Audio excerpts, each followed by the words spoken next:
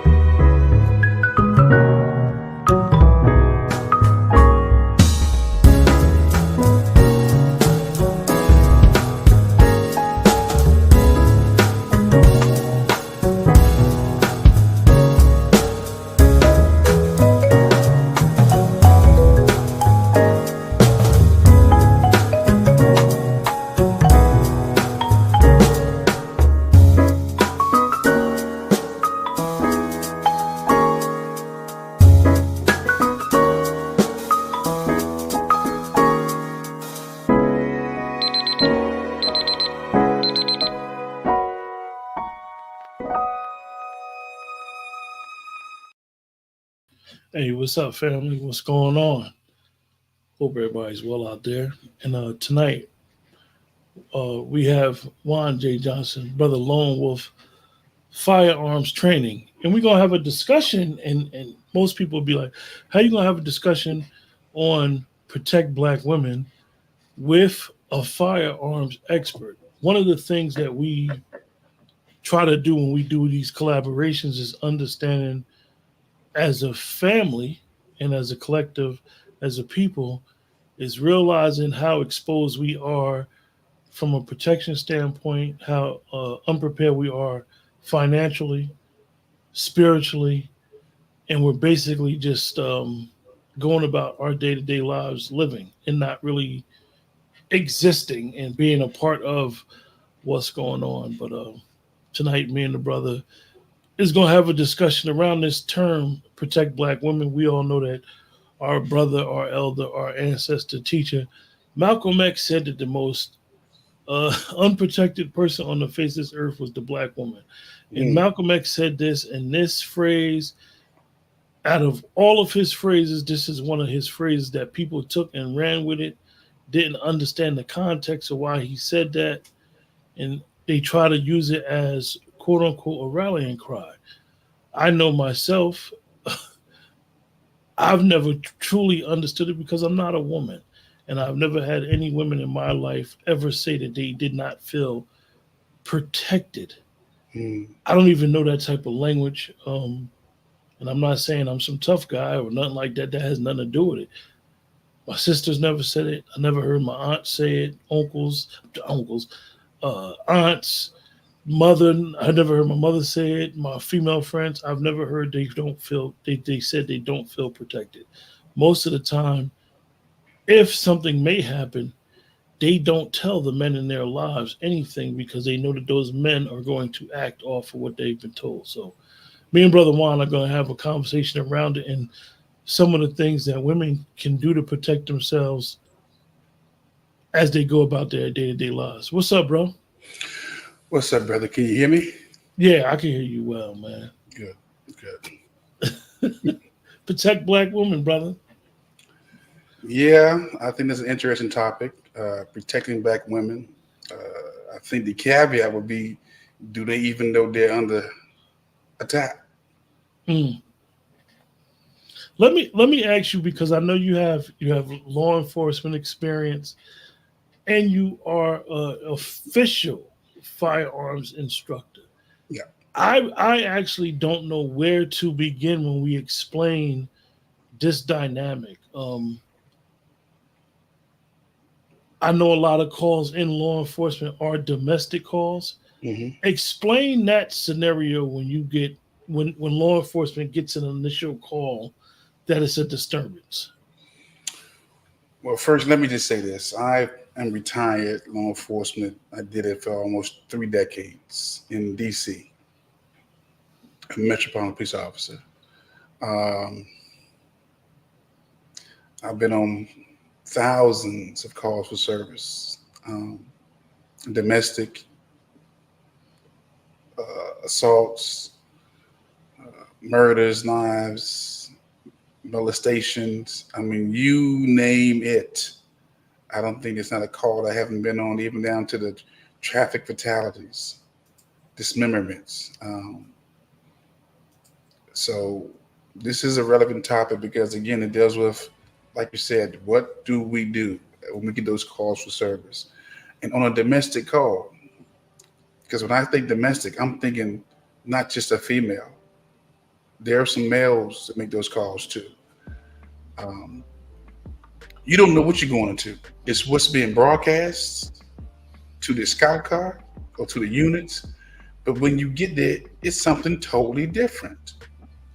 So now dispatch done got the call messed up because the way it was presented to dispatch, and then on you guys and the codes or whatever, and then you go in and and then you get there and it could be worse than you guys first expected, or it don't even be as quote unquote, as some people may say, that serious. Right. It could be worse depending on the nature of the call, or it could be something as simple as just a dispute. Somebody needs to be put out the house, or somebody's just been called to be scared. I mean, I've lived to see that in our communities, well, in a lot of communities, the police officers have become the surrogate fathers, the surrogate men in the community, because you don't really have a whole lot of men in the community. They're there, but they're not in the roles as providers, as protectors, as instructors. So they call the police. Not just the police just to intervene in the domestics, but they call the police to intervene with the children.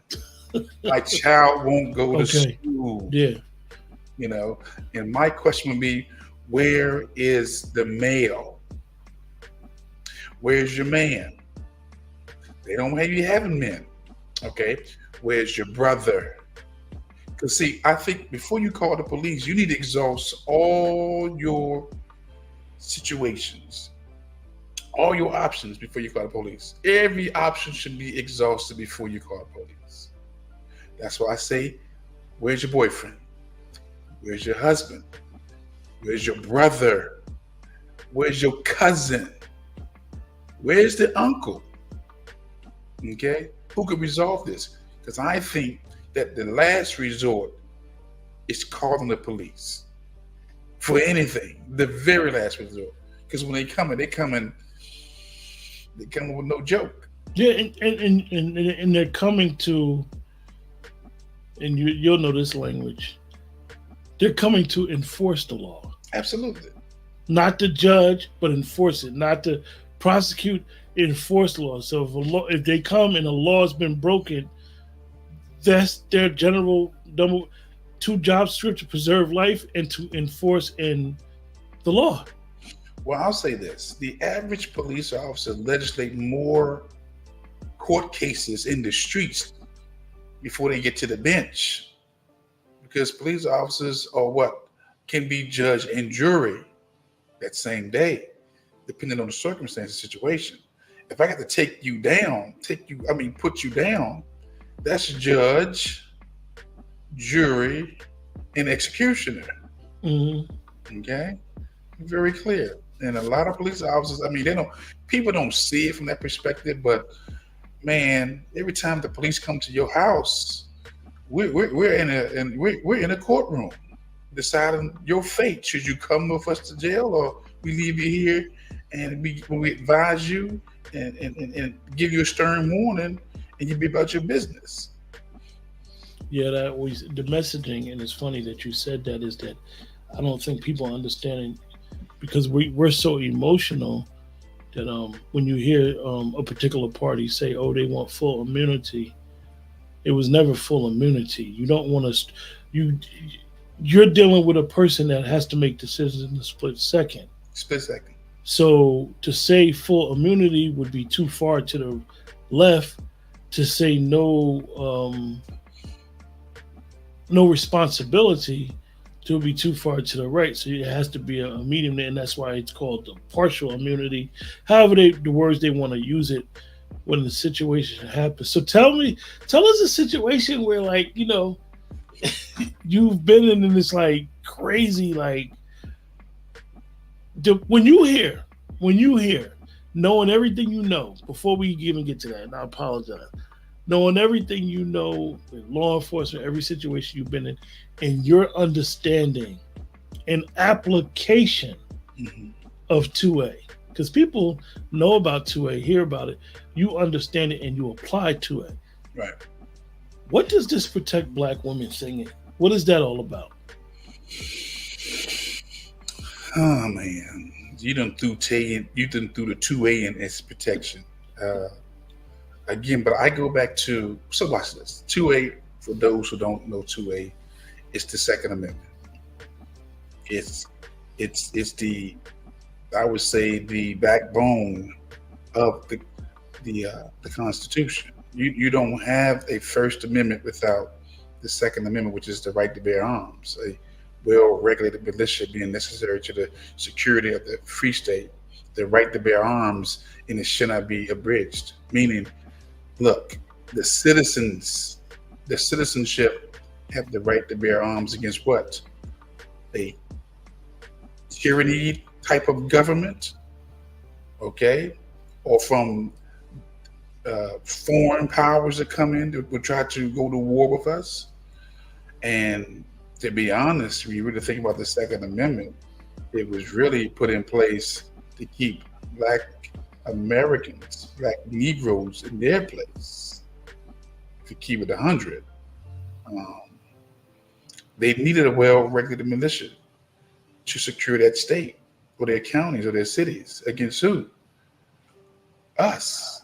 So fast forward to the 20th century, how it's evolved as far as protecting our women. You know, look, I'm one of those who believe that the responsibility of the male, all men, whether you're Black, white, Asian, Latino, and you're a subscriber to whatever scriptures you're subscribed to, we're supposed to protect. We're supposed to provide, and we're supposed to give instructions. And what's left off is to give instructions. Because most of us talking about, well, the role is supposed to protect and provide, but you cannot leave out giving instructions. Because I'm a firm believer, if a person cannot take your instructions, they may not be able to, they may not be worthy of your protection. You know? Mm-hmm. So that's your question. Yeah, it's interesting when you even in the wording of the Constitution, the word militia. Mm-hmm. When you hear the word, unfortunately, when you hear the word, you don't think Black. No, you automatically think it's some middle-aged white guys living off the grid, and basically armed and ready to be weaponized. We don't think about the Black codes. We forget that slavery was encoded in the law. And everybody from white society was on board with the codes against Black people, the Negro. Okay? We was never supposed to have guns or clubs or bats or knives, anything that you can use to protect yourselves. We were supposed to be perpetual slaves, okay, with no right to protection. We were considered chattel. This is what makes us so unique from everybody else in this country, where when they come here and they can look for the American dream, but when we're here, we're realizing this has been a nightmare. You know? Yeah. So my thing is, and Nicole, I see you in the chat. Nicole, you would be a perfect person to have this conversation with Brother Juan and myself. Is we're having a conversation. I'm quite sure you guys see it on YouTube what it's about. And it's about protecting Black women. What'd you say, Brother Juan? I can't see our chat. It's up there. Okay, well, I see it. I'm on the phone, so I can see it on the phone. So we're having a conversation about protect Black women, and we're not women. So when we hear this type of statement for the last, I say, picked up the last 4 or 5 years. Right. We don't understand this type of statement because our mothers, sisters, cousins, our females that's in our lives, Nicole, me and your friends, I've never heard you come out and say you don't feel protected. Mm. I know you have a brother, Nicole, and I know you have male friends that you call brothers. I just don't understand the phrase, and we're trying to have a discussion. And Brother Juan, is a firearm expert. So when we're talking about physical protection, he's an expert on knowing how to protect yourself. Oh my God, Chef, she just said my YouTube is not showing live right now, man. Oh, it's up there too. It's up there like it's on. It's because you linked it on there because I can see it. Yeah. Let's rephrase that question again so I can. He caught me at the time. Explain to us how. What's up, Chef C? Explain to us how some of the ways the woman who says that she doesn't feel protected and try to get some understanding of what this really means, how they could go about. I know you said you had some stuff you wanted to go over. Just go over it or explain how a woman can feel protected, because you don't know what that means. You can't try to get it for female to tell you she don't feel protected. If you're a friend of hers, what does that mean? So I always say this: when there's a root of a question, there's an offspring of a question too. If you don't feel protected as a woman, the question is, why don't you feel protected? What have you done or what haven't you done to not feel protection? Protection should be just a normal part of the process. I don't think you don't hear other nationalities saying that they don't feel protected. I've never come across an Asian woman who says, I don't feel protected by my Asian male. I don't hear Latino women saying, I don't feel protected by my Latino male. I definitely don't hear the white woman saying that they don't feel protected by their men. You don't hear Jamaicans saying that, Jamaican women saying that. You don't hear no other group of women in the world saying they don't feel protected by their males. And you got to ask the question, why? Why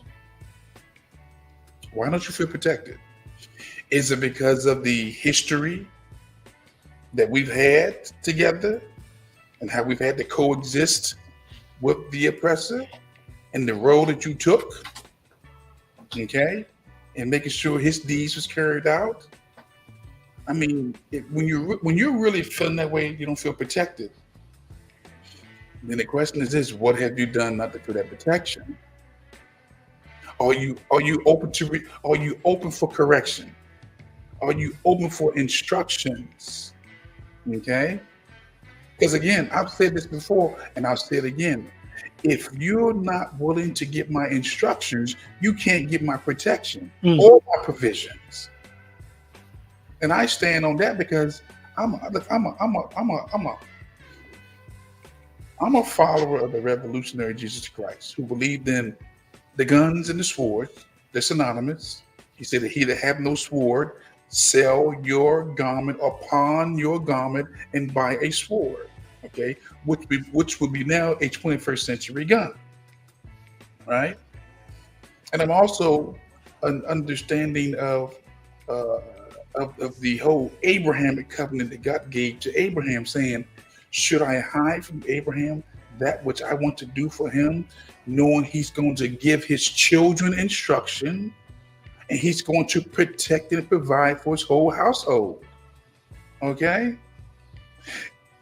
Look, we can't have our women or any woman who are buying into the theory that they don't feel protection. If you don't feel protection, you got to ask yourself this question: are you outside the umbrella of protection? Can a man tell you anything? Are you open for instructions? If God was able to give Abraham, who's the father of Judaism, Christianity, and Islam, if he gave him the promise that he would be the father of many nations, because what? He gave instructions, he provided, he protected.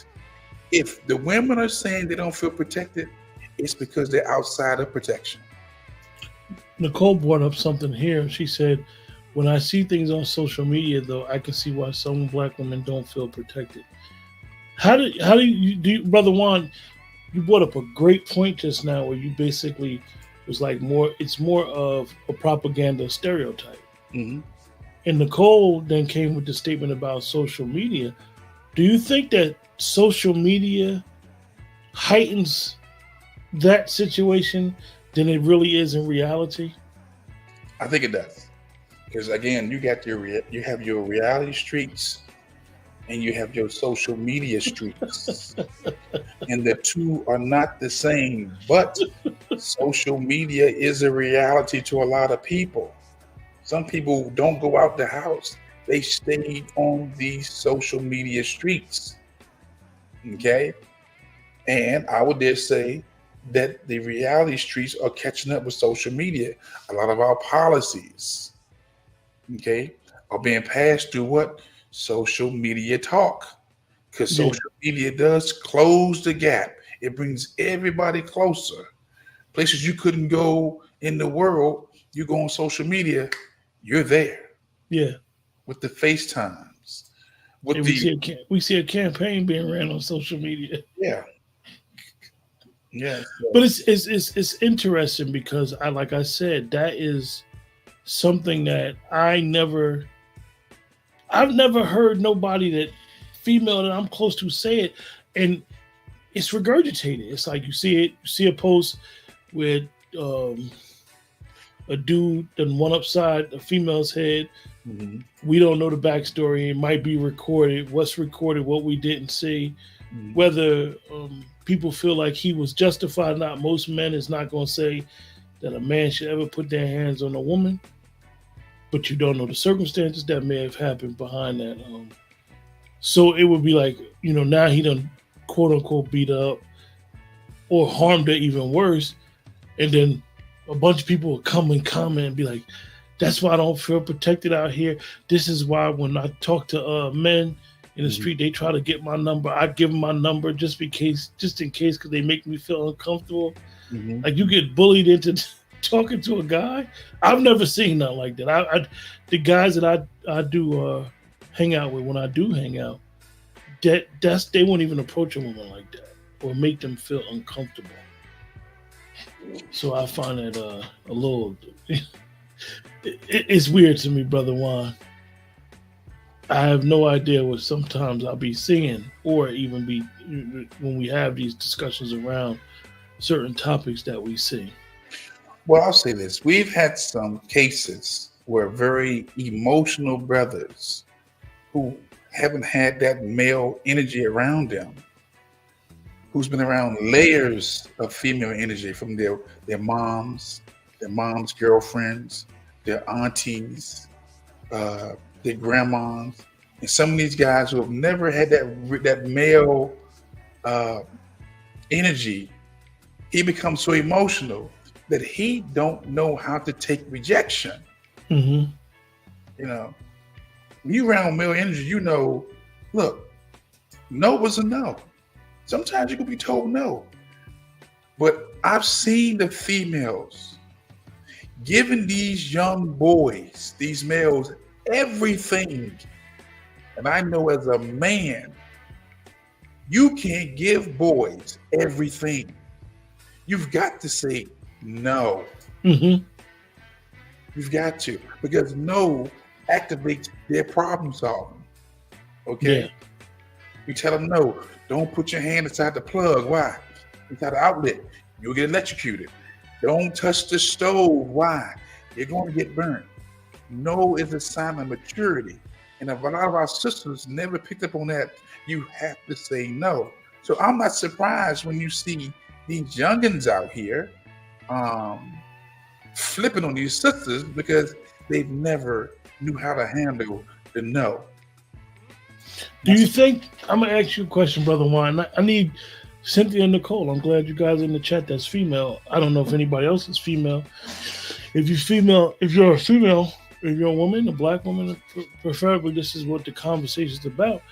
We would appreciate you guys to ask questions about it and tell us you guys' input, because what Brother Juan is saying is an interesting dynamic when a man, a younger man, an immature man, don't know how to take, I won't even say rejection, don't know how to take a female saying, I'm not interested, no, you can't buy me a drink, stuff like that, and then it just blows up. I know sometimes females have a way of saying certain things, but she shouldn't have to word it a certain way to placate you, right? And how you react to it. Now, most females is not just going to be outright disrespecting. I don't believe that to be true, but she shouldn't have to stroke your ego to tell you the same thing that she just said. No, just 2 letters. No, I'm not interested. I have a man, or I'm not interested in you. I'm not here for that. And then this individual, he chooses to blow it up, and then we see it on social media because people recording, and then you'll get a bunch of females or that don't have nothing to do, lack no context of what they talking about, and they'll say they don't feel protected. So I'm just glad I didn't have to go through that experience in my youth,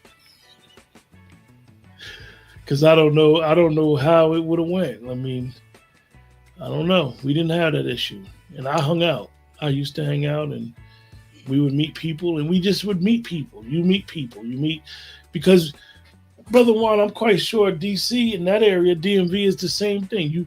You meet somebody in this part of town on Friday, they may be the same crowd that may meet up on the other side of town and be like, hey, what's up? And you know them from the scene, the club scene, or the park scene, the party scene. So it was more of, if I see your face, I'll see you again. And that's not a bad thing. It was always a good thing.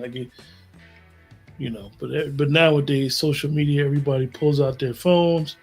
Everybody feels, that they have to, they're a brand, their brand is bigger than anybody else's, and they're more important. So give us some things that this type of woman who goes out and may have those obstacles, Brother Juan, where she unfortunately is out by herself with no male there, or with her girlfriends, things that she could do to protect herself.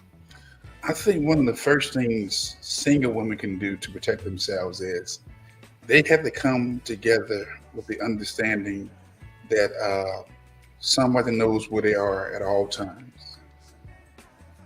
It's almost like the expression, everybody knows where everybody goes.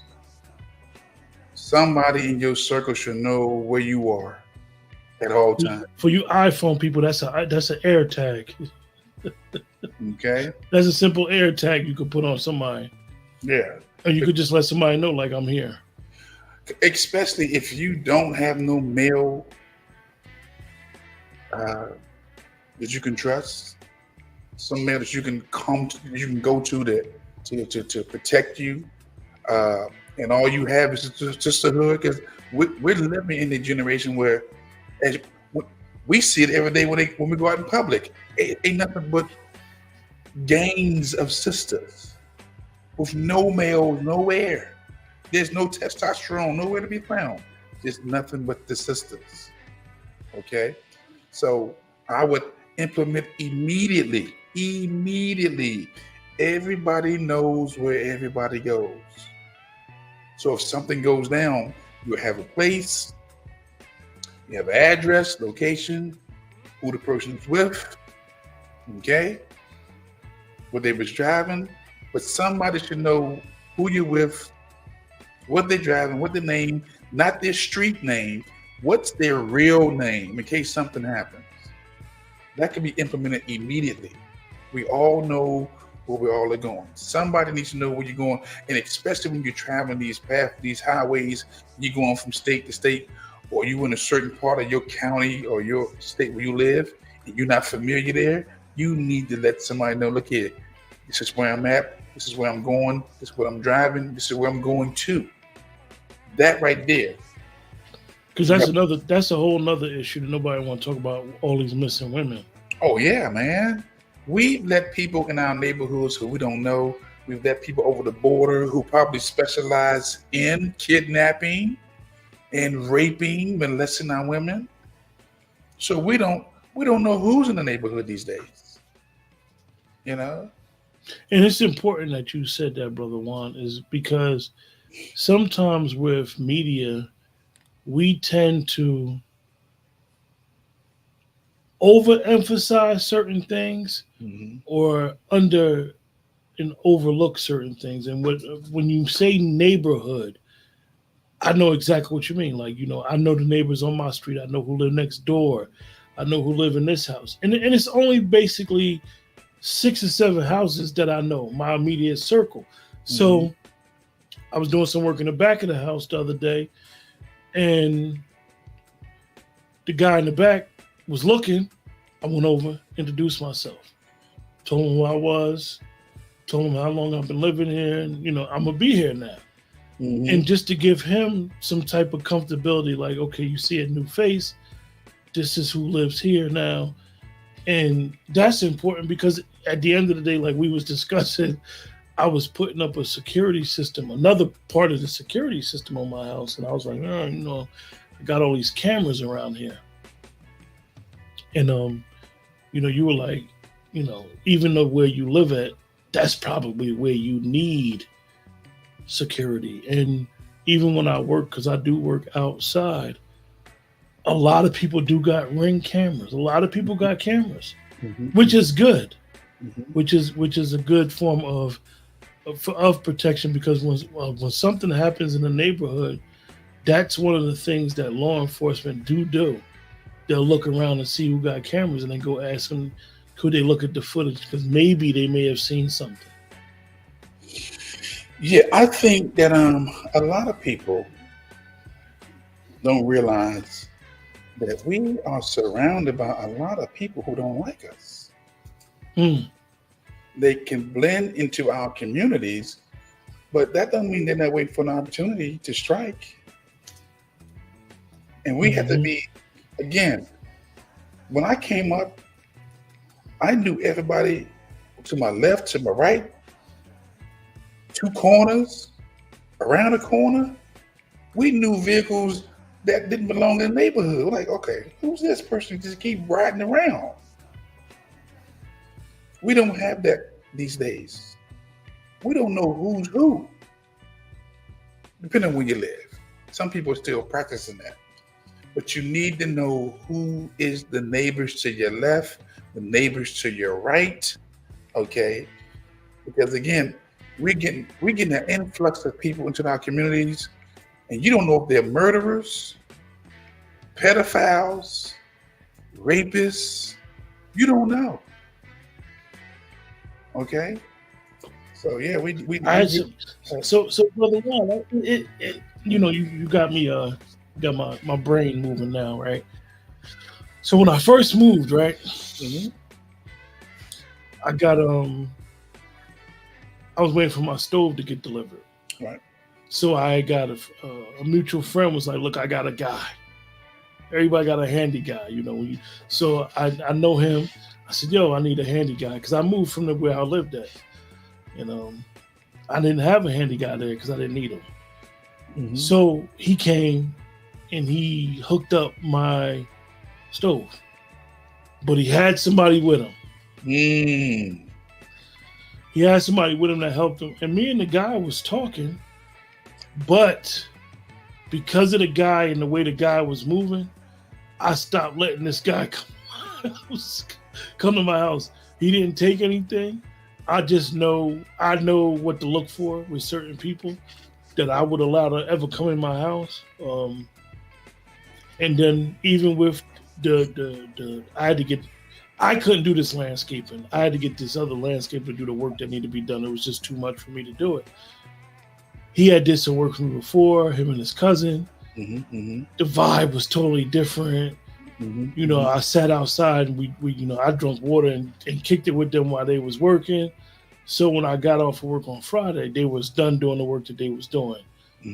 And I talked to him for about a half an hour, like, look, man, I appreciate you guys coming. And he had his cousin with him again. So he didn't know much Latino, much Spanish. So I started speaking Spanish with him a little bit. So he got all comfortable. And I said, you know, poquito a little bit. And so we were talking, and it's like knowing who you are around, knowing these neighbors, and this, we can't emphasize it enough. And I notice a lot of women that support this channel, a lot of women in the chat. We want y'all to say, what does that mean when you don't feel protected? I know that Cynthia and Nicole said they don't feel that way. Earth Angel, Star, do y'all feel like what the phrase protect black women, or black women is the least protected group? Do y'all feel like that phrase is applicable for your life? So you said to Brother Juan, one of the things they should do is, you know, let people know what's going on, where they at all times. Brother Carissa Spain, how do you feel about it? Do you feel like black women are the least protected? Because people took the Malcolm X phrase and they ran with it, we believe, and it lacks context. Do you feel, Carissa, do you feel protected when you come and go as you please? So you said, Brother Juan, they should let people know where they at all times. Yeah, well, looking at, we're in some very dangerous times. Now, I know that people don't read or pay attention to energy, but I pay attention to energy. And the energy of the time is danger. We got 2 wars that we're funding and multiple proxy wars. And we've now let an unknown element on our shores, and I would say an army on our shores through the border. You need to really be mindful and watchful like never before, family. We're in very dangerous times. Brother Juan, like when you say that, right? When me and you have our talks and you say that, I can't begin to over understand exactly what you're talking about, because you live, or you patrolled when you were in law enforcement, an area that's considered a sanctuary city, right? That's housing who we call illegals, right? Some people would say they're immigrants, but they're undocumented people that's in this country that made. Some people say they're seeking asylum. Some people say they were criminals released from a lot of the jails. They're releasing their worst people. Right. So you're saying, like, definitely in these cities that a lot of us live in, a lot of major cities in America is predominantly black. Right. Most cities. If you ever look at the map of the congestion of black people in this country, you'll see how we're not as spread out as people think. So understanding at any given moment, we're fighting 2 proxy wars.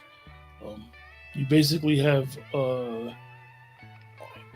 military age men coming in the country who could be soldiers, could be criminals. We don't know who they are because they're undocumented.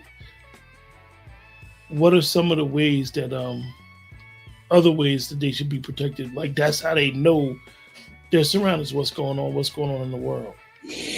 Well, again, I think that women should, if you're not gun certified, you don't have no gun training, I think you need to get accustomed to it, get familiar with it.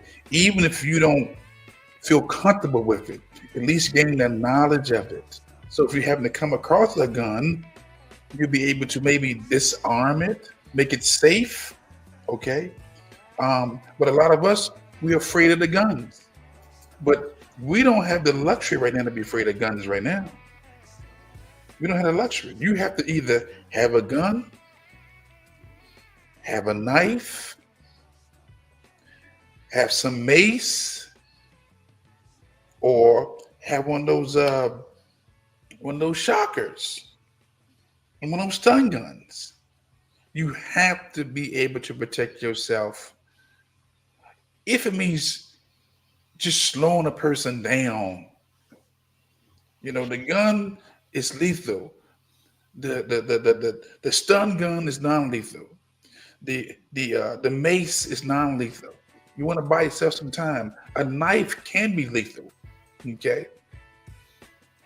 But you definitely need to have some form of protection on you at all times, just in case you have an encounter with somebody who see an opportunity to either kidnap, rape, or assault you.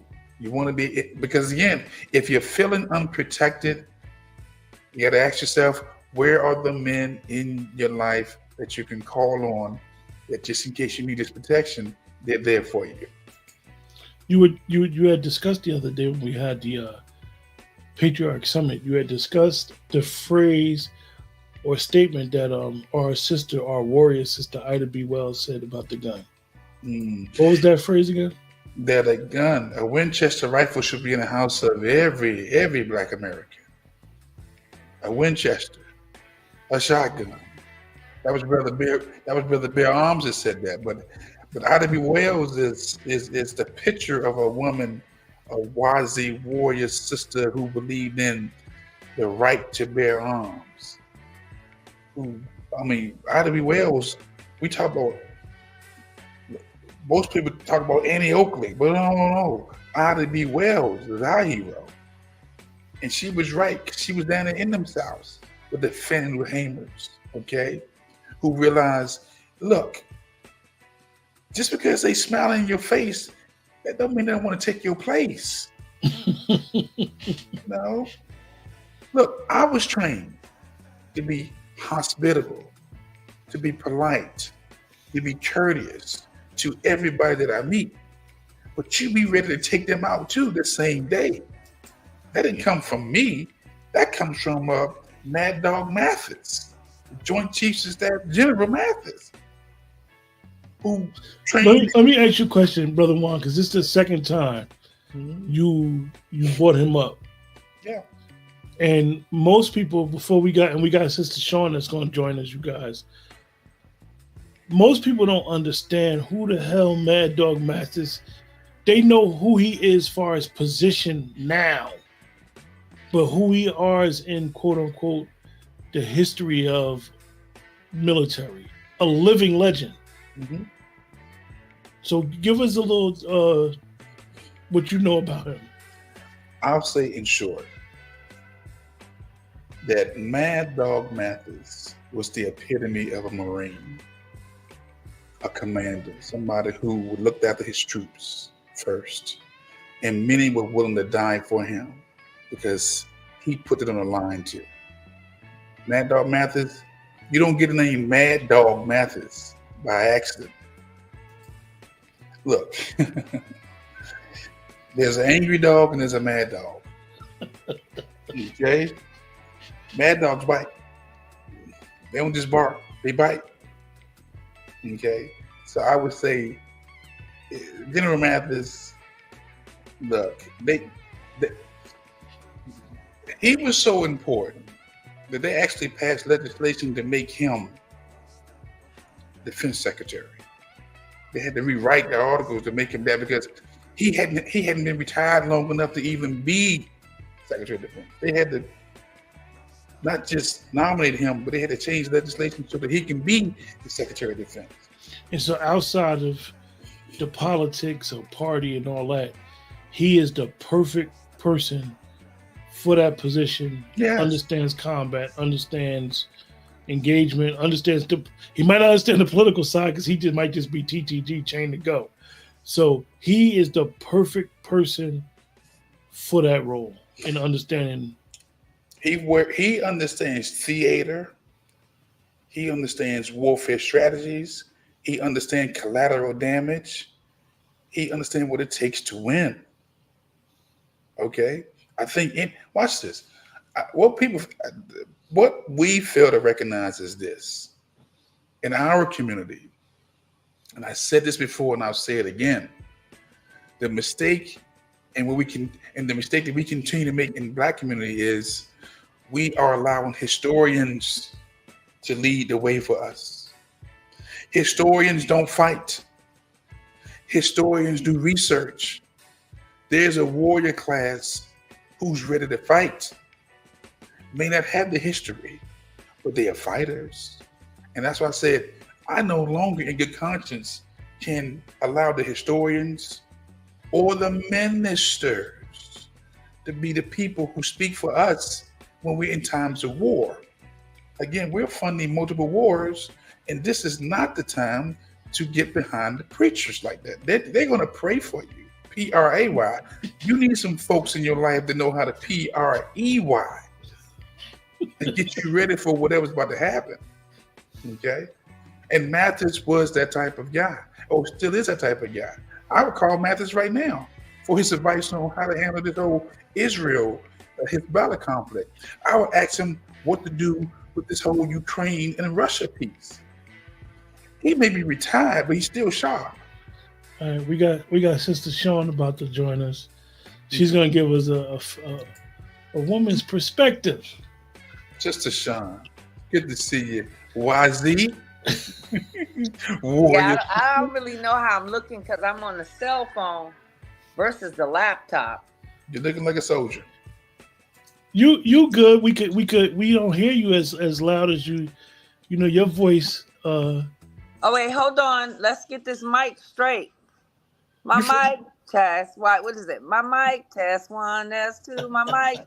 Ain't that what's that? MC Light? Who is that? Yeah. No, that's Salt and Pepper. Salt and Pepper. My mic sounds right. Check 1. Yeah, my mic sounds right. Okay. So Am I there? Yes, you are. Yes, you're good. You're good. Oh, okay. Well, hello. I just I got the little it's on my phone, which is different from my laptop, but let me just tell you where I came from. I'm just coming to support the brothers for whatever we need to have a discussion about. I'm pretty chatty. So I can talk about many topics on freestyle, but I just literally got off of a Twitter space with Tesla and Vigoro, and there's this big thing with and I had to catch up with someone, the Uncle Luke from the 2 Live crew, and Tariq and Pastor Dow and Teslin. And so Teslin just did this big space to kind of respond to some things that she says were inappropriate and lies against her. So I just kind of got off that space and I was able to say a few things. And then I hit the button. I'm like, what time is it? Oh, hell, it's like 8:30. I'm late for Let's Talk. Well, we're glad you're here. We're having a discussion, and I can't even say if this phrase applies to you. We're having a discussion about protect Black women. And I haven't heard this phrase echoed until recently, the last 3-4 years. I don't know what it means because I don't have those type of women in my family. Not that if you do feel unprotected, it's a bad thing. I just never have able to understand it and be able to maybe rectify it to have the discussion. I know me and Brother Juan talked about it. And because of his expertise, he could remedy some things that when you are alone, going out shopping, going out with your lady friends, things that they can do. But I don't know what it means, and I invited you to come on, and I know that you're a woman of a certain age. You probably don't know what that means either. We gonna do this. I'm gonna break it down. Okay. Protect Black women. It should be a universal concept for Black men. But what you have to understand is that all women don't understand that they need to be protected. Okay. And I am deep in this because I have a son. So I have to be in tune to what his frequencies are going to be as he matures and grows. And I understand that. So what I'm saying is that you have some women that understands what I call a covenant of protection, and we value it. It's not an enemy, it's not a frenemy, it's a necessity. And I hate to bring religion into things, I don't know but why. it's also biblical. Okay. But even if you want to take the biblical part out, it's still like a basic principle of humanity. So a lot of times stuff gets confusing when we put the biblical things into our current events. So let's take the biblical, let's take the religion out of it. Let's get back to humanity. They talk about humanity. What does humanity really mean? Humanity means your basic being. That also means like nature, right? The nature world. So if we want to take the humanity out and like God don't mean nothing and we ain't got to deal with the Bible, just think about the basic principles of animals, right? So I don't know any animals out here that God put on this earth to replenish us, to feed us, and to sustain us that says that even if it's a wolf, and I'm kind of like a wildlife kind of person. I said wolf because Lone Wolf is here. That's right. I don't know in natural habitat. Does a male wolf go with a male wolf, or female wolf go with a female wolf? It just defies all basic functioning of the planet and of the earth. So I don't want to get too deep into it, but I think we have to take that as a principle. Let's talk. Mhm. Let's start with the principles. So it's like who's right and who's wrong. I'm of the position. I think the animals got it better than we have. Yeah. So you understand me? Yeah. So I said there's two types of women: the women who don't really understand that they're women, and in the construct of life, production, reproduction, it's all related. We we're all related with the earth, the trees, the animals. I believe we're all connected. And you have to have that in your mind. We're not separate and different than what God made us. So now we're juxtaposed, meaning we got jumped in or pushed in. We got pushed in, fancy word, juxtaposed into a society that is completely opposite with the natural habitation and the natural progression of life. So now we've got that side, and to the second side, then we have this second side that says we're not worried about the natural progression of life, and we're the one all to be all, and we can do it all on our own. And if you have any objections to that, then you're being somewhat aggressive or derogatory towards me. Now, I'm against those type of women with that type of thought, because what they're not thinking about is when your ass get out there in the wilderness and you ain't talked to Lone Wolf, and you ain't got your AK or your semi, nobody, you feel me? Ain't nobody gonna be worried about your motherfucking independence. And this is very serious. Nobody's gonna worry about your independence when somebody out there trying to attack you, trying to rape you, trying to home invasion you.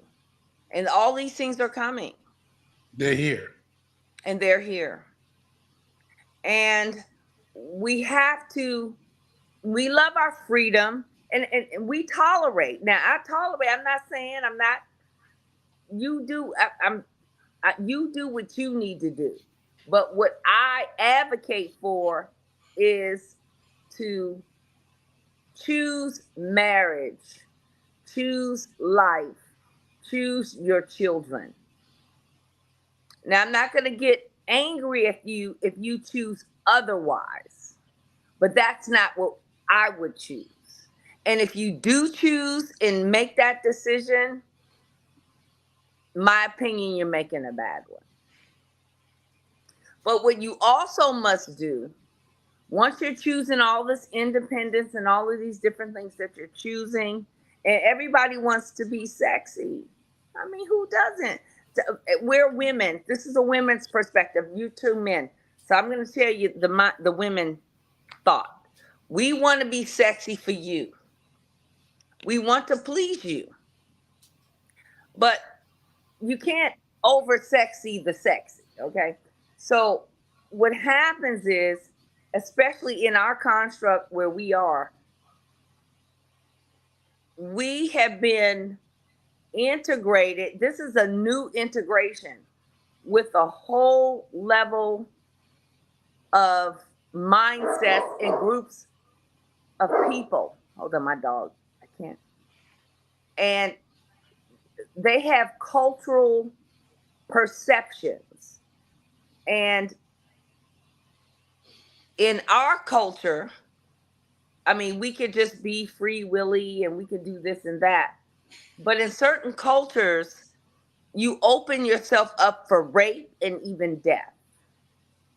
Now, I should not have to be having this conversation. But the reason why I have to have this conversation is because we've opened up our borders. And because we have 20 million immigrants coming from backgrounds who don't understand us, who don't understand our culture. And most of them, they're coming from a patriarchate system. And what we don't understand is in some of the things that we do, not to say that we have to conform to them, they should conform to us.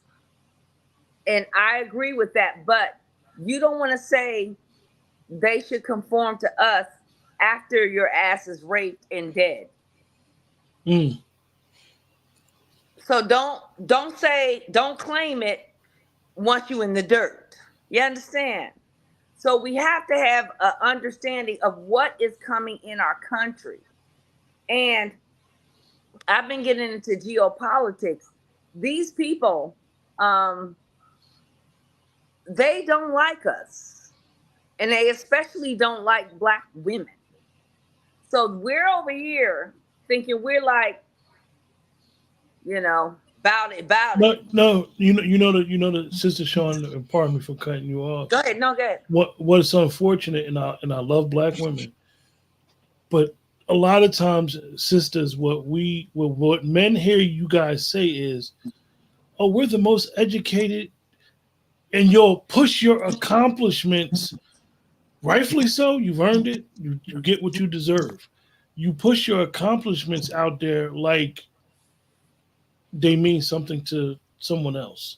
Those are your personal accomplishments, and they're great.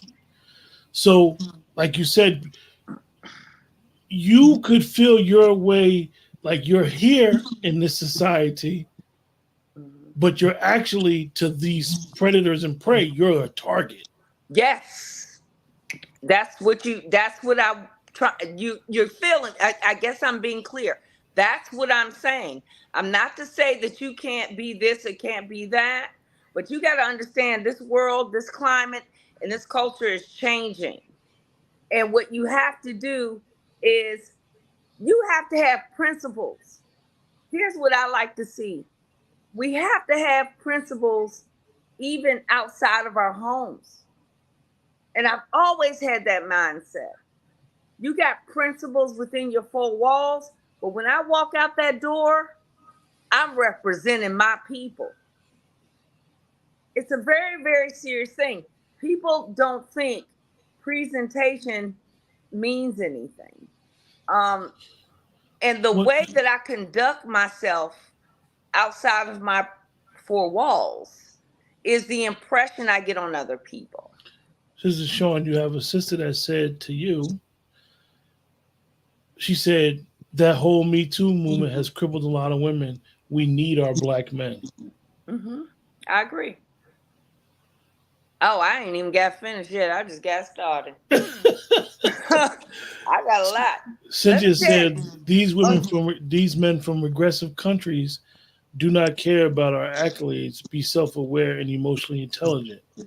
So, Sister Sean, let me ask you, because I don't want like to use the word devil advocate, but Mhm, I know you're one of our Wazi sisters who believe in holding women accountable. mhm.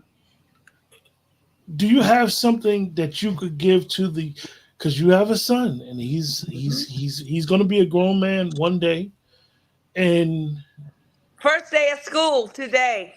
yeah, Yeah, go and, ahead. and brother Juan talked about it earlier, was how a lot of these younger men are dealing with, and I hate to say the word rejection, when they get told no.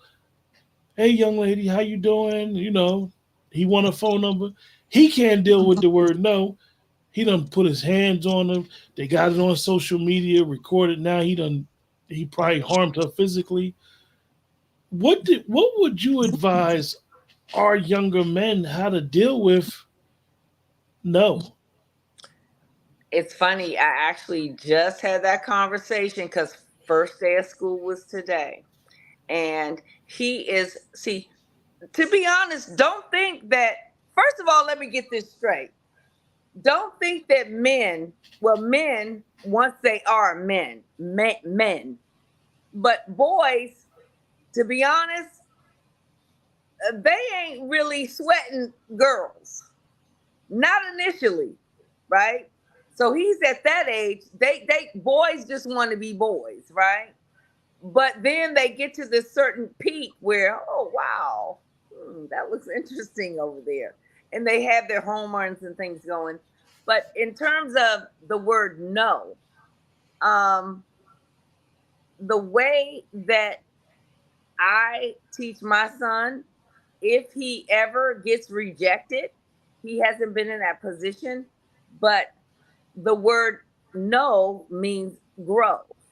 Mm, And what I put in my son as a mother is no is a rejection, but it has nothing to do with your perfection.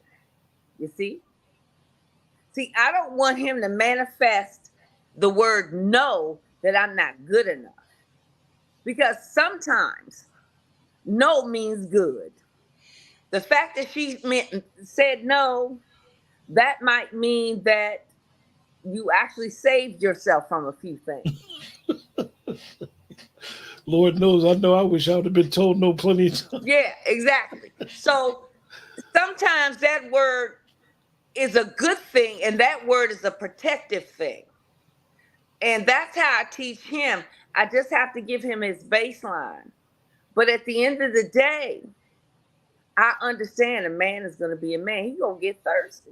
He's going to get thirsty, what they call thirsty. He's going to look at things and he's going to be stimulated by what he sees. But I'm teaching him to not just be stimulated by what you see, be stimulated by what she say. That's how I know he's going to be good, because his mama. Me and him, we talk, and I don't. Now he's a little bit more mature. Like I let him look at you. I let him listen to all of you all. And he's a young 14-year-old. Imagine if I had Lone Wolf, if I had Let's Talk, Dr. Randy Short, Chef, and his father, because I'm not a single parent. Okay, we're Yeah. going to get into that too. He has a father, but I throws it all on him. So he is manifesting all of this stuff. And I'm waiting for him to re-manifest who he is as a man. But my job is to plant. To me, I'm planting seeds. Mm-hmm. See, I'm planting all this in him. I'm not pushing him in anything. He's got his father. He got Lone Wolf. He got you. He got Dr. Short. All that. He's a very quiet young man, but he's absorbing. So I know he's going to be something to contend with. Like I said, anybody in the chat that want to share their experiences, because we're not here to judge anybody. We're actually here to learn and grow and be prepared Yeah. and understand that. And I'm gonna keep saying it because Brother Lone Wolf is here. And we Guns, have to. knives, mace, stun guns are not weapons. They are protection. Yeah. We have to understand that word is not weapons. They're protection. They're going to tell you, oh, you don't need a gun. You don't need a weapon. It's not a weapon. It's protection. Protection. Watch this. Watch this. Every police officer, we don't just have guns. We have batons. And sometimes we have the handcuffs. Look, Brother Juan. Yeah. That's right. Oh, wait a minute. Hold on. I got to be ready. Go ahead, Brother Juan. Go ahead. Don't shock yourself. Let's get him. Juan, this is for you. This question is for you. Please educate your adolescent male, females how to safely reject sex behavior. Mm-hmm. How to reject sex behavior. That is an interesting question. Look here. I keep a note on standby. You have to be sure with yourself and look at it. Again, so that's a loaded question because the older you get, the more you want to explore. Okay? I hear feedback. And so that's why it's so important for those adolescents to really, really have somebody like a Wolf or like a Q or some male or female who can really speak into them and direct them the right way. That's what she said she meant, Cynthia. Mm-hmm. I mean, Cynthia, I don't know. I don't know. I wouldn't know how to educate. What the hell is that, Saint? What is the question? Please educate. Sex behavior. Yeah, she was talking about. She said, "Please educate your adolescent males and females how to safely reject same-sex behavior." Woo. Oh, just say no. Just like Ronald Reagan. Look, it's simple for me. It ain't complicated. Ronald Reagan will just say no to drugs. Nancy would just say no. That's what I told my son. You just say no. And not only that, if they pull up on you, tell your mama. Because your mama going to pull up on whoever solicited him. So that is not a complicated question. The question is, how do you tell them to reject? Rejection means no. No means no, right? Ain't that what they told all the brothers? No, with the Me Too, no means no, or you gonna get sexual harassment. It goes the same thing right here, right now. Well, look, so watch this. Again, what we're dealing with is there's a cultural piece that's going on as far as sex and identification, and then there's the belief system that we accept, right? Mm-hmm. And they both are parallel to one another. Mm-hmm. We leave the culture and go to a belief system, whether it's Islam, Christianity, or Judaism, because The culture wasn't sufficient. You can do whatever the hell you want in the culture, right? Because that's expected in the culture. It's the DNC represents the culture. You can do whatever you want, okay? But when you take on the belief system, then you lead with that. So you're not going to want to do the whole same-sex piece in the belief system, in spite of the love you get from your brother and sister. You know that the scripture speaks against that. So you got to lead with the scriptures. Tell them that's not what I do. I don't subscribe to that behavior, to that lifestyle. I will lead with that. Cynthia, one of the things that I'm glad Sister Sean and Juan explained that is I happen to have grown sons. However, one thing that we have to understand is that, and it's hard to really talk about these issues and not talk about politics. That same-sex behavior is being taught to our children. Yeah. So now the parent has to go behind the teacher who basically, when we were in school, some of us trusted our teacher. So now the parent has to go by and basically, could you hear me now? I hear you, but your mic is distorted. Yeah. I'm at mute her mic. I can hear. So basically, the parent, he or she, or both of them have to go behind and basically re-educate their child. And it's not easy. I mean, you got teachers. I've talked to a lot of teachers in the last 5 years. A lot of teachers think it's okay and don't have a problem with it. So we're fighting a serious battle when it comes just to that alone. So we can't underscore how important that is to educate and find out what our children are going through with becoming young adults, because they have a lot of exploring and a lot of stuff is being fed them. Like Sister Sean said, her son is getting a lot of information. She's just waiting for him to come and ask for more information. So it's very important that we understand that point, definitely when it comes to sexual. You got a whole damn half of country that don't want to define what the fuck a woman is. Let's be honest. And that's scary. So we know this is a serious battle. But anyway, Brother Juan and Sister Sean, proceed. Well, that's why I'll say this. Look, man, when it comes down to the whole sexual piece, that's why I often let the viewers, subscribers know that I am a follower of the revolutionary Jesus Christ, unapologetically. I don't have no problem telling you what Genesis says. 18. If watch this, if God can trust Abraham, right, the father of the faiths, then I can trust God's word. Okay, he said, should I hide from Abraham that which I want to do? For he will be a mighty nation. Because he's going to what? Give instructions to his children and lead his whole household with protection and provisions. That's good enough for me. If it worked for Abraham, it can work for me. We tell them the truth, even if they don't want the truth.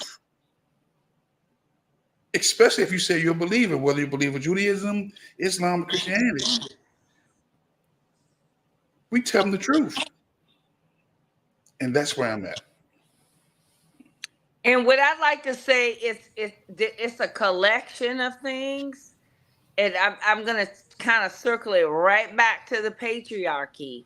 I think you're less likely to have that infiltrated into your family if you have a man in the house. Okay, it's almost like because I've experienced it. Okay, it's like a social thing, and it's almost being projected like an acceptance thing, right? It's a cool thing. Everybody has their different pathways or what's going to be, you're going to be cool with this, or this is what you repping, and everybody repping different stuff. And I think to be honest, the most vulnerable ones, they want to, rep the LBGT. And I do think it is mental, but it doesn't matter what your parents are, because I've been through this. I have 3 children, and I've got, I'll say publicly, LBT, not my son, but the girls.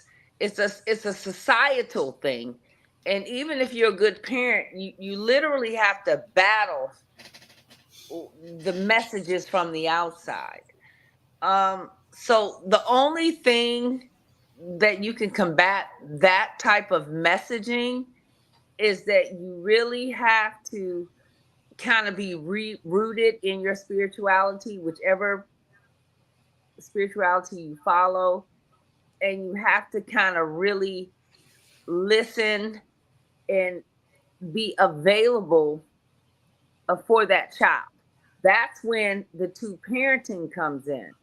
See, because what we're getting caught up in, everybody's working, nobody's home. The kids are sitting around by themselves. And you don't get home from work till 7:30.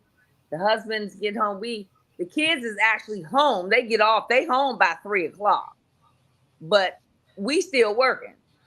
So we're not getting home until 6, 7 o'clock at night. That's why we don't have traditional dinners anymore. Something that simple, sitting down at a dinner table with your child and say, hey, how did your day go? And even with one another, all of that makes a difference. And all of it is rooted back to patriarchy. You got a woman, you can say, I'm not a superwoman. You cannot. If you tell me you a woman and you doing it alone, I swear for goodness, you lying. Now you might be doing it, but you're doing it at the expense, and you are sacrificing something else. So there's no such thing as a superwoman. Never. Because if you're a superwoman, you're sacrificing something else with your child. Or you got enough money to pay somebody to fill in the gap. It's bullshit. And it's not good for the children.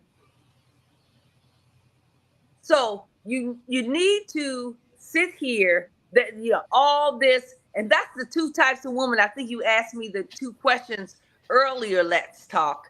And I would tell the women that's listening, you better be looking towards marriage. You better be looking towards companionship. Because you can't be out there. Once you out there alone, you have basically what you've done. You've cut your chances 50%. Because we as Black people, we are already dealing with the sharks. And we got to learn to swim with the sharks. So you're literally cutting your chances 50%. And you're going to be out there with them sharks. And it ain't about the white man no more.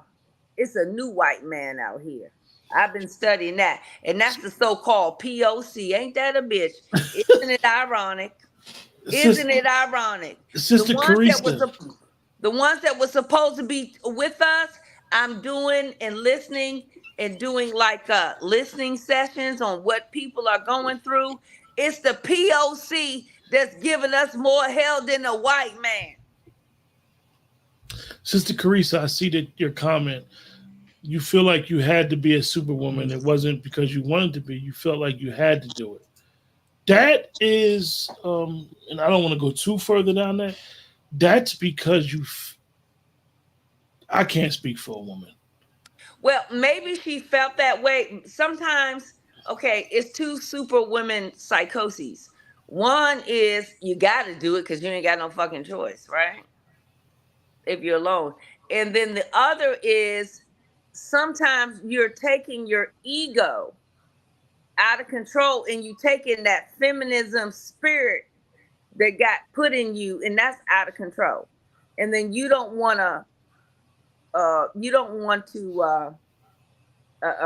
remit or submit. But I'm gonna tell you this whole big thing about submission and stuff. I'm gonna tell y'all something. I Yeah, don't mind. it's an interesting dynamic and this is why when I reached out to Brother Juan, like I told you guys, this male female dynamic that's been going on and really getting to its peak in the last 4 or 5 years, definitely between us as a black family and why the black family has always been the strength of our people. And now it has been attacked so bad that when you hear the phrase protect black women, and then it's like, okay, are we telling women that they need to act this way, or are we telling men to act this way? I don't want to act this way because I'm a man. She should acquiesce for me first. And then some men don't know how to be mature enough to even accept no, accept rejection, accept her not wanting to talk to you if it's just a phone number. And it's like, I'm not going to budge until she budge. She's not going to budge, or like you said, Sister Sean, that word. But most women ain't submitting to no dude. But that's why they're going wrong. Okay, so that's why they're going to go wrong. They're not going to succeed. They're not advancing their people. And a lot of them don't have strong mothers to have taught them certain things, or they couldn't read the tea leaves, right, of life. But submission, this is the reverse feminism. See, submission has been taught a dirty word, it's bad. No, submission is really playing your role as a woman. See, the word submission doesn't frighten me, because when you understand your role and the power as a woman, you are bringing life. Especially if you sit up here and talk about you a holy roller and all that, then you would want to submit, because the Most High God has given you the most power to bring life. So just by that designation, you have been designated to bring forth life. You should be proud of that. And part of the submission thing, a submission is not like a, what do they call it? Like a defeat to me. Submission is understanding that you work in coordinates. It's not subordinates. He said, you must, what do you call it? What's the word I'm looking for? You must compliment the man. You must nurture the man. It's a complimentary type of thing when it says submission. It's not anything like you're beneath the man. So they took this word submission and made it a dirty word. But what's going to end up happening? All those that don't want to quote unquote submit, you gonna be sitting up there in your own shit with nothing. And when these foreigners and everybody come to raid you and try to kill you, you're not gonna have anybody to protect you. But it's not just about that. It's collaboration. It's not a situation where somebody is dominating you. You balance. The man balance out the woman, then the woman balance out the man. It's a balance. It's a level of submission. So for women, they call it submission, but guess what? It's the same stuff. For men, it's commitment. Commitment to me is the same thing as submission. Because if you're going to commit and come home every day to a woman and you didn't choose to do, that's a form of submission to me. It's the same thing. Because if not, I wouldn't bring my ass home. My Negro wouldn't come home every night. The words are definitely interchangeable. It's interchangeable. And that's what we need to think. It's not something that is a dirty word. You both, if you're really on the same frequency, and if you really want to like unite with one another, you should be willing to submit, just like he willing to commit.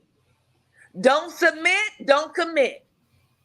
Interchangeable. And Like you said. and we have that nowadays. I actually and Chef C's in the chat. Chef C actually posted on his page, and he was in reference to Cam Newton, and we have with Cam Newton, and anybody that knows anything about Cam Newton, he comes from a very religious background. His father's a minister, and he was talking about how he did his podcast, and he wants to have more kids. He has 8 kids by 3 different women. So the doctor he was talking to was like, "What about marriage?" He's like, "I ain't thinking about marriage."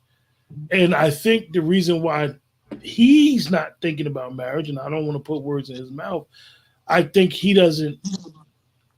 I think he's got distorted of what a marriage is. I think his way of marriage now is, the contract. The westernized thought of marriage is basically we in a business together, and then you got people that be quote unquote chasing the bag, where he doesn't understand for the child, for like you said, you're committing, she's submitting. That's all it is. And sometimes people from their own experiences be scared of submitting because they're not getting the commitment. And vice scared versa. of committing. Yeah. Mm-hmm. Yeah. But again, watch this. I think we're leaving out a very important element in submitting. Mm-hmm. Again, I cannot stress the importance of having God in your relationship. Mm-hmm. See, we keep trying to have things without having God in a relationship. And there's a scripture that says, I'm going to visit the fathers, right, in their iniquities upon the 3rd and 4th generation of the children that hate me. We got a lot of people out here that hate God, and they hate God's word, and they would go through great lengths not to be under the word, which is the head of the man is God, the head of the woman is the man, and the head of the children is the female. That's submission, man. There's no way around it. That's in all of the books, whether it's Judaism, whether it's Islam, whether it's Christianity. We're not going to be able to avoid that God piece ever. Some people are not going to do it. It's okay. The culture would probably resist this. It's all right. But if you say you're a believer, I'll say these words, that the scriptures are sufficient. If we really want to solve the problem, you stand 10 toes down on submission is called for through the scriptures. If they have a problem with submission, they don't have a problem with me. They got a problem with God. But you know what? Take it up with the big guy. Go ahead. I see. Go ahead, Sister Shawn. I think that people they're taking it, making it. Let me tell you what submission means. Submission means picking up your child from the bus stop every day. Submission means getting up and cleaning your kitchen. Submissions means putting the roast in the oven and having it ready for your husband. See, they have a different. They act like submissions is somebody got me in bondage, and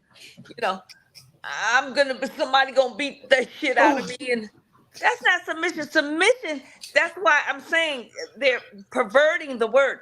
Submit means you are to nurture and to uplift your man, and it's gonna be submission is gonna be reciprocated through commitment, because he don't have to commit to you. He doesn't have, a man has to choose you as a woman. See, ain't no man, you literally have to be chosen. See, you guys in the chat, this wasn't the intention of the show, but sometimes you can't get around that relationship stuff. Yeah. because if you're not chosen, then if somebody choose you, now if he's choosing you, are you going to choose to submit or are you going to reject? So to me, it's very simple. But for women, that's why they run around here. Their mind is all messed up because they wonder why nobody choosing them. It's all about being chosen, y'all. You might not be chosen because you don't want to submit. And then the ones who are chosen, you want to get like mean mouth against them because they got a man and you don't. Watch this. Hear me on this. Watch this. We've got 2 wars going on right now, right? Mm-hmm. Ukraine and Russia, Mm-hmm. right? Israel, Hezbollah, Iran.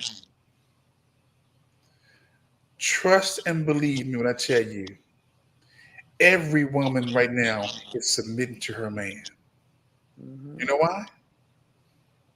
Because it's a possibility that the foreign invaders are going to come in and do some killing. And take her. And take them or kill them. And their children. Submission is not based on situations, it's based on authority. And As a power. police officer, if you didn't submit to me, it was multiple ways for me to talk to you. I can give you the kind, polite, courteous. I need you to put your hands up, spread your feet. Or I can say, put your motherfucking hands up, spread your goddamn feet. You're going to submit one way or another. Submission ain't bad. It's not. It's only bad when you don't want to submit. And there's consequences to not submitting, whether in a relationship or in the world. If I'm telling you to duck or receiving some fire and you keep your head up, you're done. Mm-hmm. That's submission. That's authority. Man, people who have a problem with submission, they have a problem with God. It ain't me. And all the authority that we have in this earth comes from God. Okay? Mm-hmm.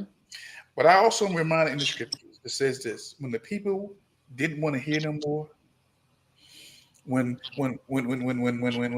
I'll say this, when the high priest wasn't listened to anymore, God raised up a prophet. And then when the people resisted the prophet said, these folks ain't listening to me. And the scripture says, don't you worry about that.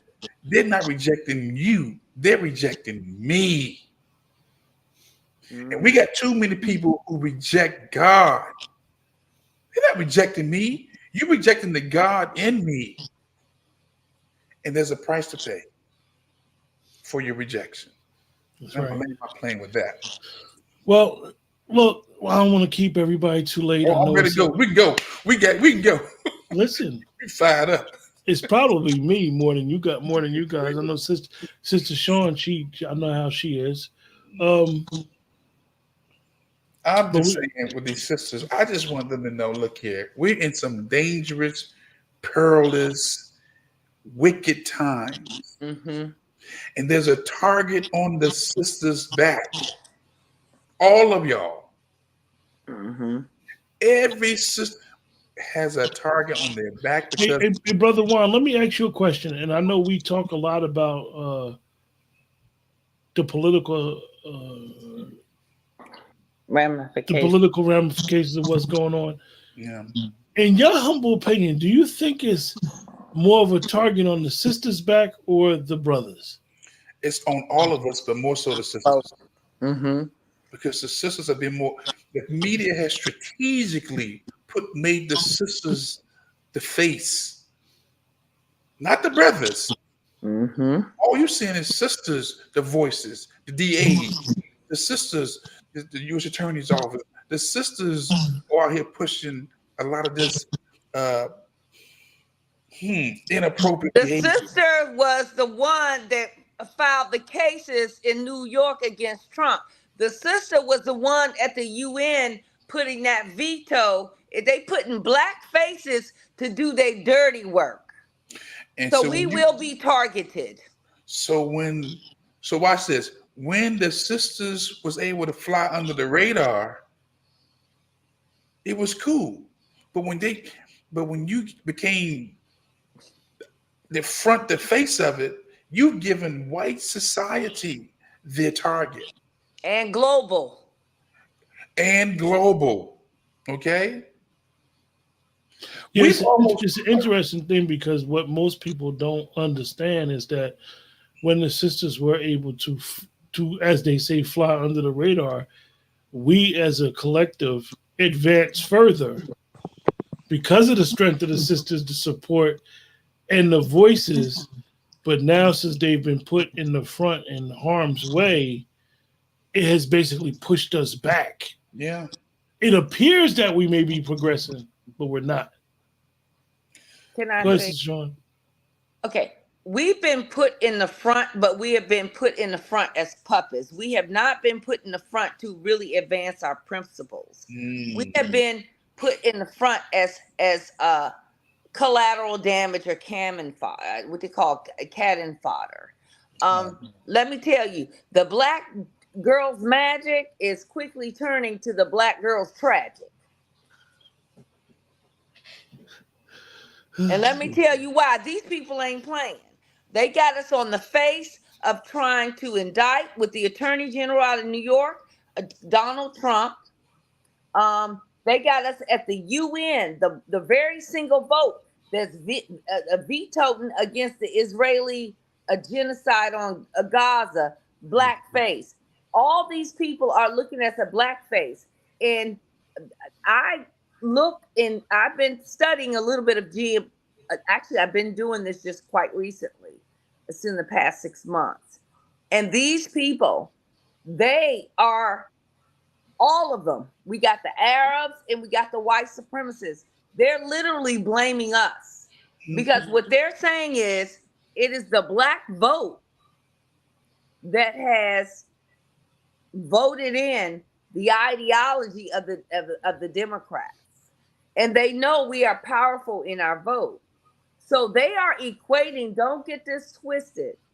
If they're saying if in the underground, if Donald Trump does not win, and now you got this Kamala thing, even though she ain't black, they think her as black. I'm telling you, they don't understand delineation. In the underground with these white supremacist groups, they're saying they're going after black people. Yeah. Yeah. They are equating all this bullshit, and the Arabs are doing the same thing because they equate it's the black, what they so-called black, foundational black Americans are empowering through our votes this democracy that is killing them, that is trying to lock up Trump, and that's vetoing stuff in the UN and causing degradation to all of these countries abroad, globally. They are literally, and I knew it was going to happen because I've been studying it and listening to what they're saying it. They're slowly twisting it. And they starting to be a little bit outspoken because Kamala is now running for president. They see that as a black woman. They see that as a black woman who is supporting genocide and a black woman that's against Trump. Who the hell do you think they're going to go for if they lose and try to kill? Well, I know who they're going for. Watch this. Diversity, equality, and inclusion is on the table. And you're seeing it in every area: politics, entertainment, labor, law, and even in war. Okay. But the faces have been black women. I thought about this today. I said, and I look at global politics, and I'm not seeing, they're not focusing in on the Asians and what they think in their vote. No, They're no. not focusing on the Latinos and what they think in their vote. Everybody is watching Black America. It's almost like we're like a reality television show to the global world community, Yeah. because it's like watching a reality television show, locally, nationally, and globally, and the characters have been the same: black men, black women, our opinions, our thoughts. And again, there is a target on the Black community, especially the women. Mm-hmm. You're And right. I mean that. Watch this. When that assassination attempt took place, my thought immediately went to Black women. I feared for Black women first because these folks need a target. Who do we go after? Who's the cause of this? Okay.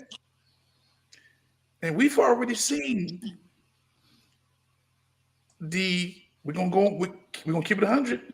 We've already seen the Divine Nine come out in full support for her, not realizing you just been smoked out.